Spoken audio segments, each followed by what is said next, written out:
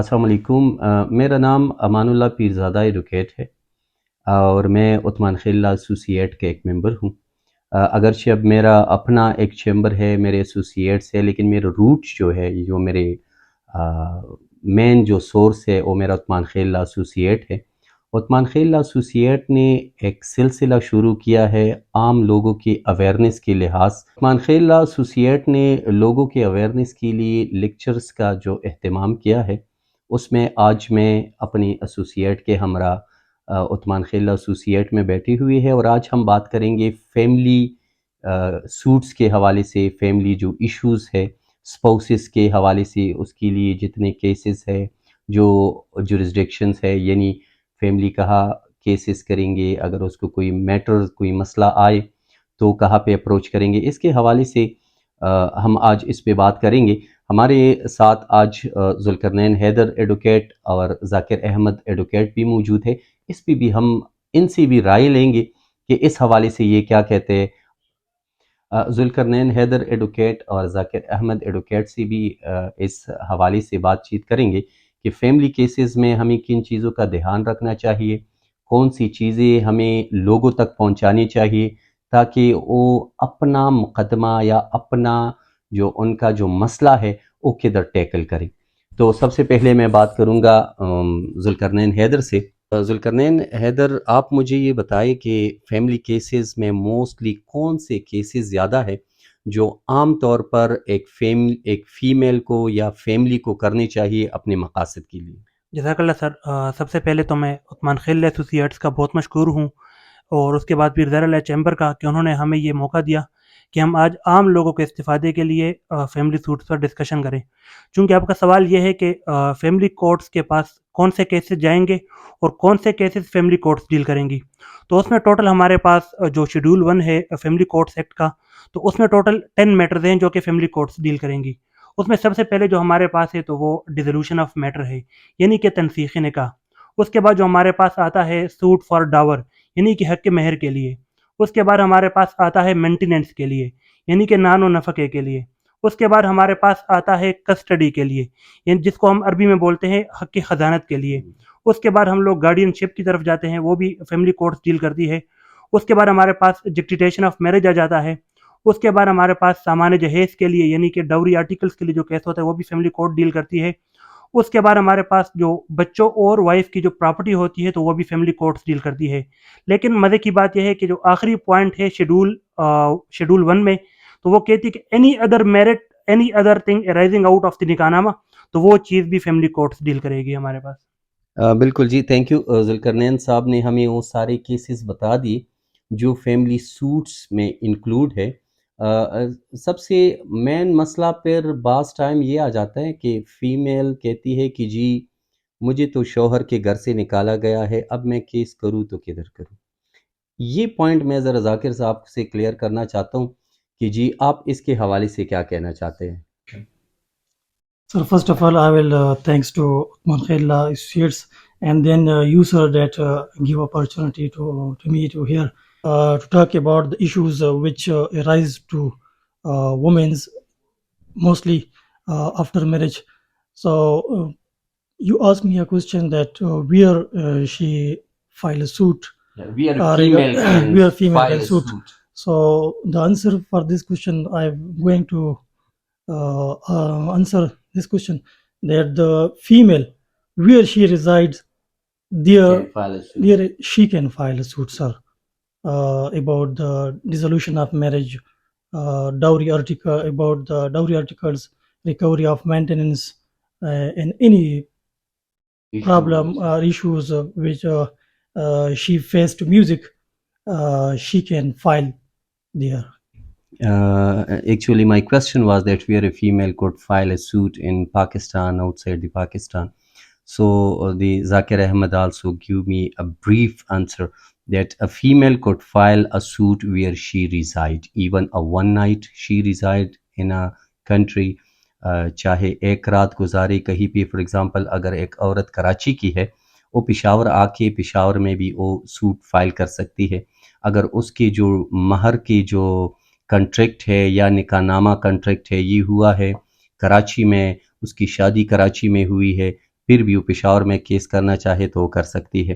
سو یہ ہمارا آج ٹاپک تھا فیملی سوٹس کے حوالے سے. بہت مختصر سے ٹائم میں ہم نے دریا کو کوزے میں بند کر کے یہ باتیں کی ہے. حالانکہ اس کے لیے ایک custody of minor and suit for restitution of conjugal right اور ایک بھی بڑی بڑی کتابیں لکھی ہوئی ہے. اگر اس پہ ہم دنوں مہینوں باتیں کریں تو یہ ختم نہیں ہو سکتی. اینی ہے ہماری ایک ایفرٹ ہے عثمان خیلہ ایسوسی ایٹ کے ذریعے سے فیملی سوٹ کے حوالے سے جو ہم نے 10 باتیں بتائی ہے اس میں زیادہ تر کہنا چاہتا ہوں کہ ہمیں بات کرے ذوالقرنین حیدر یہ مائنر کی کسٹڈی آف مائنر پہ کہ آیا فیمیل کہاں پہ کیس سبمٹ کر سکتی ہے, مائنر کے لیے کون کون سے راستے اختیار کر سکتی ہے کہ وہ اس کو حضانت ملے, یعنی اس کو کسٹڈی آف مائنر ملے. تو یہ مجھے ذوالقرنین حیدر آپ آج بتائے گا کہ اس کے خیال میں ایک عورت کو یا ایک مرد کو اپنے بچوں کے لیے کس فورم تک جانا چاہیے.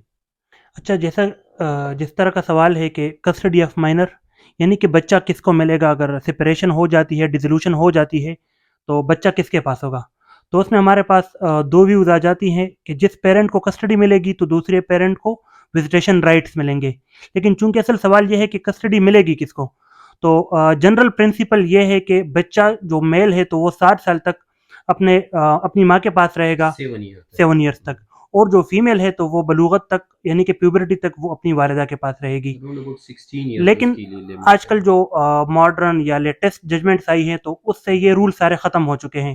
ابھی سمپل اور سول گراؤنڈ یہ ہے کسٹڈی کا کہ ویلفیئر آف دی مائنر جو کہ ایک فیکچوئل چیز ہے وہ جس طرف بھی پروو ہو جائے تو کسٹڈی اس پیرنٹ کو ملے گی جس کی طرف کسٹڈی آف مائنر کی بہتری ہوگی, یعنی کہ اس کا ویلفیئر ہوگا. اور یہ بات ہمیں section 17 of guardian and ward act نے بتائی ہے, اور لیٹسٹ ججمنٹ بھی ساری کی ساری اسی حوالے سے آئی ہیں. اور اس کے علاوہ ہمارے پاس جو دوسرا راستہ ہے جو کہ کرمنل لیٹیگیشن سے تعلق رکھتا ہے وہ 491 کے انڈر ہم ہیبیس کارپس پٹیشن فائل کر سکتے ہیں, جس کے بارے میں ہمارے دوست ذاکر احمد ایڈوکیٹ ہماری رہنمائی کریں گے. میں ہیبیس کارپس سے پہلے ذاکر احمد سے یہ پوچھنا چاہتا ہوں کہ آیا ڈسکوالیفیکیشن آف وومن کون سی ہے, چاہے جس طرح ذوالقرنین حیدر نے بتایا کہ جی اگر لڑکا 7 ایئر کا ہو تو ماں کے پاس ضرور اس کو کسٹڈی ملے گی, بیٹی اگر 16 سال تک ماں کے پاس رہے گی. تو ایسے کچھ وجوہات بھی ہوں گے جو ایک ماں کو ڈکلیئر کرتی ہے کہ یہ بچوں کی کسٹڈی کے قابل نہیں ہے. تو یہ ذاکر احمد صاحب ہمیں بتائیں گے. Habeas corpus petition. In section 491 CRPC, the direction in the nature of habeas corpus given these powers directions district and session courts can issue this kind of direction about the custody of minors to produce the minors and give him to his mothers. 491 CRPC also empower the session judge to produce the minors before the court and hand over to the mother, either to the father. This is called custody of minor and habeas corpus petition. This is a petition which is a writ jurisdiction, but this power has been especially given to the session judge. بالکل قانون نے تو عورت کو حضانت کا حقدار قرار دیا ہے کہ she is the natural guardian, mother is the natural guardian, اور اس کو ضرور بیٹا 7 سال تک ملے گا اور بیٹی 16 سال تک اس کو ملے گی. لیکن کچھ ایسے فیکٹرز ہے کہ اگر اس کو ہم دیکھیں تو ضروری یہ نہیں ہے کہ ضرور ہی ماں کو یہ بچے ملیں گے, کیونکہ ایسے فیکٹرز فار ایگزامپل اگر ماں ہے ود ڈیو رسپیکٹ اگر اس کا کریکٹر ٹھیک نہیں ہے, دوسری بات یہ ہے کہ بچے کو ماری پیٹے, اس کو اسکول نہ بھجوائے باوجود پیسوں کے کہ اس کے پاس پیسے ہے اور بچے پہ ایجوکیشن نہ کرے یا اس پہ کچھ ایلیگل ایکٹیویٹیز کرے, تو یہ ایسی چیزیں ہیں جو ماں کو ڈسکوالیفائی کرتی ہے کہ بچے اس کے حقدار نہیں ہوں گے, یعنی the custody of the minor could not be given to the mother. تو یہ ایسی چیزیں ہیں. بعض اوقات لوگ کہتے ہیں کہ نہیں جی یہ ساری فیملی کیسز تو فیمیلز کے لیے بنے ہوئے ہیں اور مردوں کے لیے میل کے لیے کوئی رائٹ ہی نہیں ہے. تو یہ وہ باتیں ہیں کہ میل کے لیے بھی رائٹ ہے. اگر ہم مینٹیننس کی بات کریں تو کہتے ہیں کہ جی father is duty bound to maintain his wife and their children. والد جو ہے وہ ذمہ دار ہے کہ اپنی بیوی کا اور اپنے بچوں کا جو خرچہ خوراکہ ہے، جیسے صورت نساء آیت نمبر 34 میں ہے، محمد اللہ کے 267 میں ہے کہ جی father is duty bound to maintain their wife and children. تو یہ ساری رائٹس میل اور فیمیل جو ہے یہ ان کو دیا گیا ہے. یہ ایک کمبینیشن ہے، گاڑی کے دو پہیے ہے، اگر ایک پنچر ہو تو دوسرا، یعنی یہ گاڑی اپنی منزل مقصود تک نہیں پہنچ سکتی. تو میرا تو مشورہ یہ ہے کہ اسپاؤس جو ہے یعنی میاں بیوی یہ ایک دوسرے کے ساتھ اگر اچھے رہیں تو اس کی زندگی بڑی خوشگوار رہے گی، اور عدالتوں اور کورٹ کچہریوں سے بچ رہ کے ان کے بچوں کی زندگی بھی اچھی ہوتی ہے، اچھی رہے گی. اور آخر میں میں عثمان خیل لا ایسوسی ایٹ کی یہ ایفرٹس کو پھر سراہنا چاہتا ہوں کہ لوگوں کی فائدے کے لیے، لوگوں کو اویئرنیس پہنچانے کے لیے انہوں نے یہ پروگرام کا ایک سلسلہ شروع کیا ہے.